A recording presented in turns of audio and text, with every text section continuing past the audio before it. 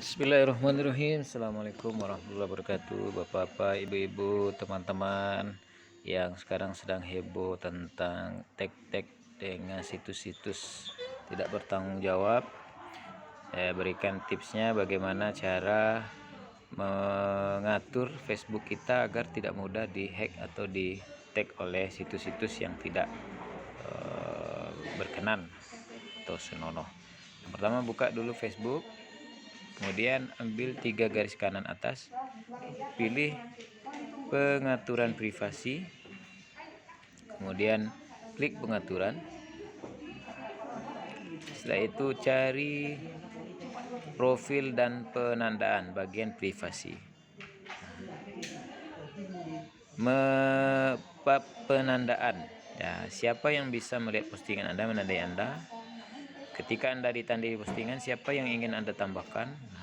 Terus tinjau tanda yang ditambahkan orang ke postingan Anda sebelum tanda tersebut ditampilkan di Facebook. Nah, ini bisa aktifkan. Jadi ketika ada orang yang menandakan postingan yang ditandainya nama kita, harus mendapatkan persetujuan dari kita. Tinjau apa yang dilihat orang lain.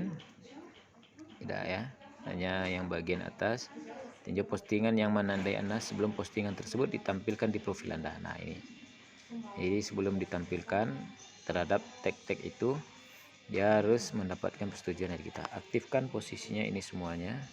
Maka biasanya yang akan muncul seperti ada kami ini. Ada yang menandai, dia harus minta izin. Ini ada beberapa yang sudah ditanda-tandai yang sebelumnya mohon maaf secara tidak langsung ada postingan-postingan yang tidak berkenan, maka yang di wall kita hanya muncul seperti ini.